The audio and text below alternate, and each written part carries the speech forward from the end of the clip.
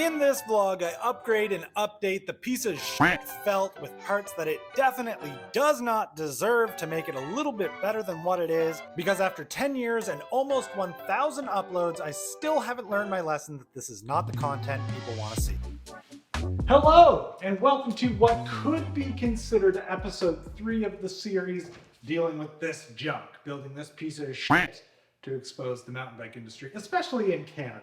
If you've been following along with the episodes, you'll know that I mentioned at the end of episode 2 of building this bike, riding it, and talking about it, that the videos have done well enough that there's budget to do some things to this. And there's actually like pretty good budget. So I've decided to tackle all of the POS Felt's problems from most urgent to least urgent while trying to be as smart and good with the budget that I have, so that it makes sense for, well, hopefully sooner rather than later that this frame disappears and something else takes its place. That is to say, I don't want to be buying anything that's like specific to this thing, because this thing is destined to not be here for too long, but we can make it better. And in the interest of time and just to get right to the tinkering, I'm not going to tell you what they all are. I'm just going to talk about it while I'm doing it.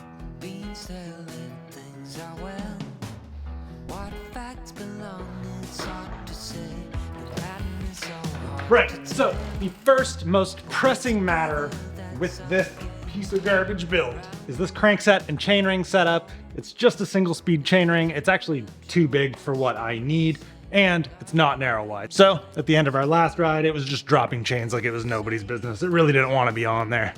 So just gonna go ahead, grab this 6mm Allen key and pull these pedals off. Hopefully my head angle camera is at the right spot for you to see. And if the angle was whack, then we have this angle as well.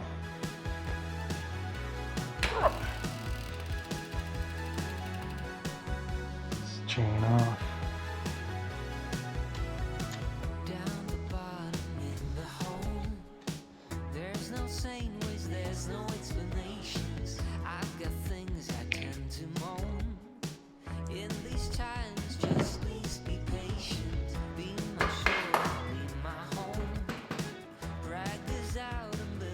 So these are like an old, these would be like 12, 15-year-old FSA Moto X cranks. These are like, I'm gonna assume these are old, like dirt jump spec cranks, because they did come off of my dirt jumper. They're 170mm long.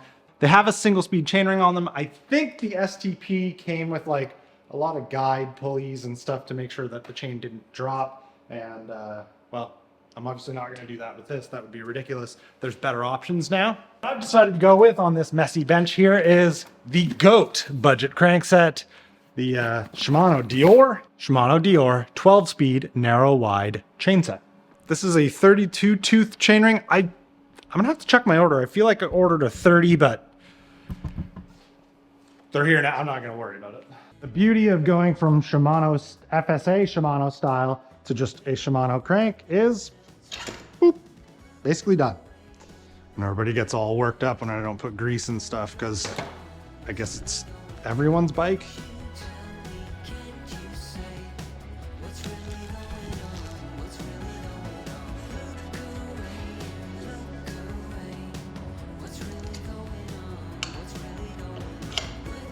So pedal on. That should be our chain dropping woes solved.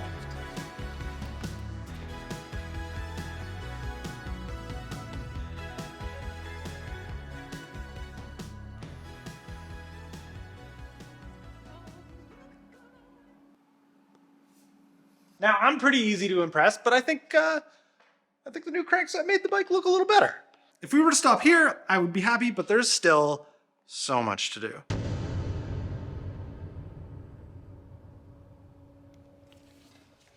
Brand new secondhand Cane Creek shock. Let's go.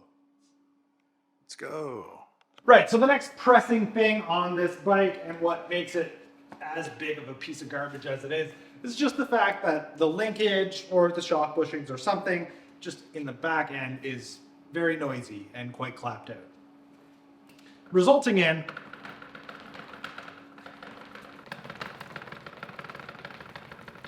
that annoying, lousy clunking that comes from the back end of this, and also makes everything on a trail feel super harsh. I tried to explain it while riding in episode 2, but what I think sucks about it is as you unweight the bike, it takes up the slop here, and then as you come back down, it has to make up the slop, make that gross, and then the suspension travel kind of starts, and it's that clunking that makes everything feel really terrible. Honestly, while I was exclusively riding this bike, it's actually something that never bothered me. That is, until I got my first steel full suspension that didn't have any slop in it.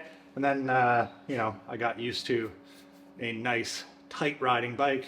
Come back to this, and you're like, oh, that's really bad. So for a long time, ignorance was very much bliss with this bike, but I thought it would be fun to, because there is budget, see if I can solve this problem. And the solution comes in a really great form and in a way that I kind of didn't expect it to. This, I'm gonna assume slightly older Cane Creek coil shock with the, I don't know anything about these, but this popped up on Marketplace for 250 bucks Canadian, and it just so happened to be the correct eye-to-eye length and stroke for that felt, which is great for this little project and experiment, of course, but because I'm a cheapskate, when I was getting my custom full suspension steel bike made, the idea was everything that was bolted to the felt comes off and immediately goes over to here. So I designed my steel frame with the exact same eye-to-eye and shock stroke length as what the felt has. So when this thing inevitably goes into retirement again, the shock doesn't go to waste, and it's very much a useful spare for this thing. But for now, this is going on the felt. Now, my reasoning behind thinking that a different shock is going to solve a lot of the clunking issue is because the hardware that goes into this X-Fusion shock goes in super loose. Like, you can actually kind of move it side to side, fore and aft. It's just kind of, it's like throwing a hot dog down a hallway. So expectation is because this hardware goes in a lot tighter, it's going to take up the slack and there shouldn't be any more movement.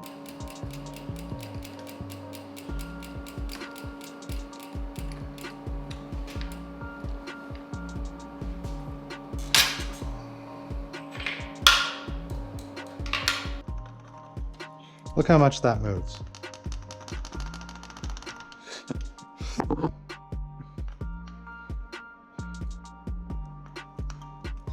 right. Oh no.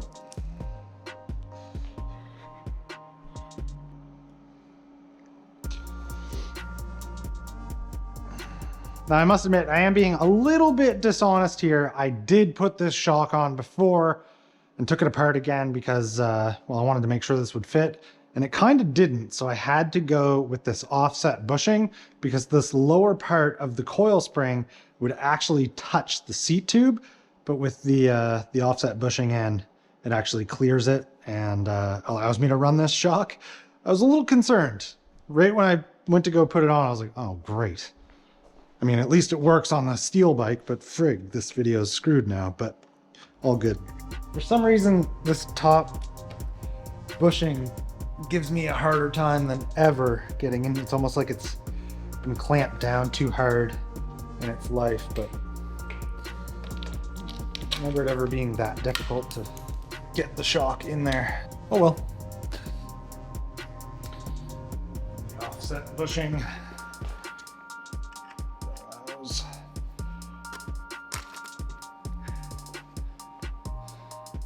The offset bushing in the bottom to make space is definitely not ideal, but still an improvement at the end of the day.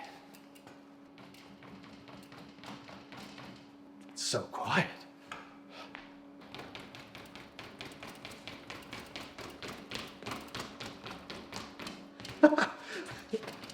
It's funny, I've read and watched a lot of content about coil shocks and them talking about like how sensitive the initial stroke is.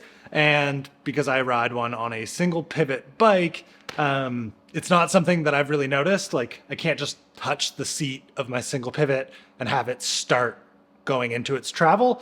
But with this, which I believe is a horse link, but don't quote me on that, like it actually does do the like instant small bump sensitivity. Do I know what I'm talking about? No. But is this doing the thing that I see in videos all the time? Yes. Problem 2, rear suspension clunking, solved. All right, we're moving on to problem number 3, which is going to happily segue into problem number 4, which is going to also allow us to solve problem number 5, and then I think we'll probably be done. There might be one more. So problem and hackery number 3 has to do with the IS mount with the adapter on the brake with a press to valve nut spacer in the back to make this caliper fit on this 180 mil rotor. It's bad setup. And it just simply comes down to the fact that when I threw this bike together, I didn't have the correct IS mount adapter, but because a friend of mine dropped off 2 bikes to be built into one, it happened to have the correct one on the rear, and I can make the change.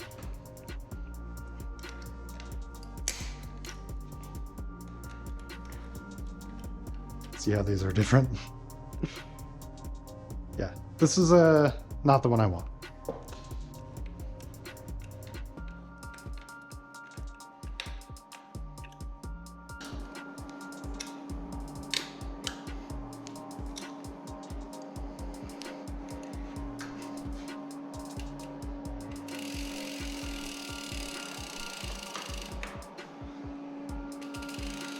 Yeah, that's an improvement in every way.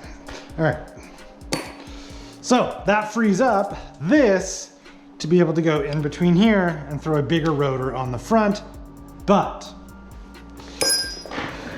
with the bigger 200 millimeter front rotor, I also want to run a bigger tire. And to run a bigger tire on this bike, I have to not be running a 29-inch wheel in a 650B fork. The only reason that I have such a small tire on is because this is a 650B fork, but with some mental gymnastic math, axle to crown, not measurements, but thoughts, I'm thinking now is the right time and opportunity to take the 29er 140 millimeter travel RockShox Revelation fork off of my 650B specific hardtail Poseidon Norton and put this 650B Suntour that was originally on this build back on and just do the swap. The axle to crown measurements between the two are very, very similar, so I don't think it's gonna mess with the geometry too much, which is just kind of a ridiculous thing to bring up anyway, because this was originally a 26-inch wheeled bike. I've got a 650B boost wheel in the back and a 29er in the front. Like, geometry's obviously not something I'm trying to maintain here.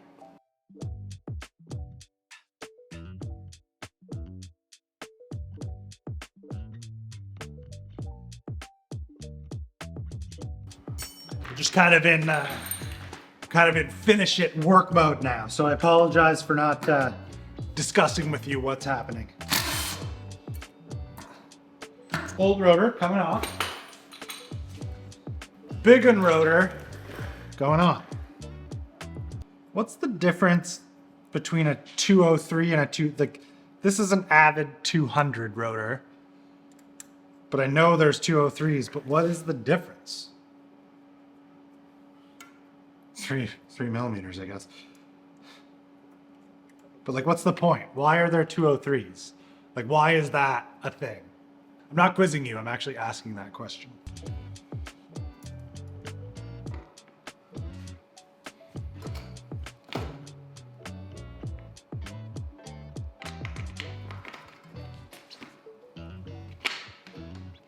Okay, this is really, really close to done, but I'm gonna swap the rear tire as well. And that'll kind of be it.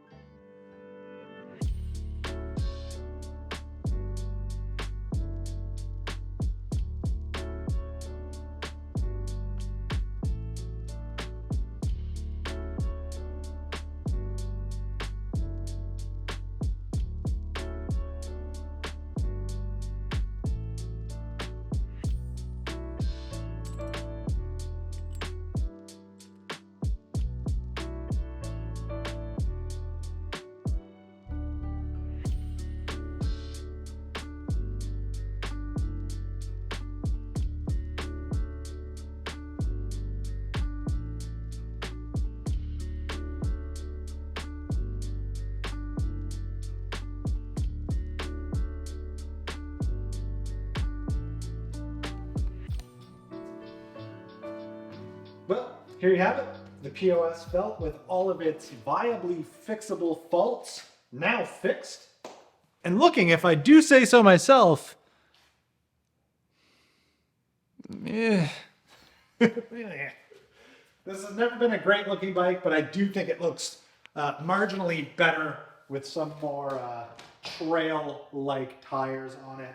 It's just the short reach, the tall bottom bracket definitely gives away the fact that this thing is dated. Anyway, this video is getting a little bit long, so there are all of the absurd upgrades that I have put onto this thing. And yeah, next video that features this thing, we'll ride it again. We'll talk about whether or not the upgrades were worthwhile to do, which I absolutely do think they were. But what's really cool about everything on here is it's all modern spec stuff now. So when I do finally find myself getting my greasy, grubby little hands on a new frame to replace this, everything's just gonna kind of move over. There's not gonna be a lot of faffing about trying to find parts that you know, are modern spec, because I'm using older stuff over here, and that's kind of fun. I'll say this. If this video does half as well as the first one, gets 274 likes, I'll order a specialized status. I will make it work, and we'll build that up from the parts from this. How's that? Thanks for watching. Thanks for supporting. Thanks for subscribing. I hope this was an enjoyable build video for you to watch.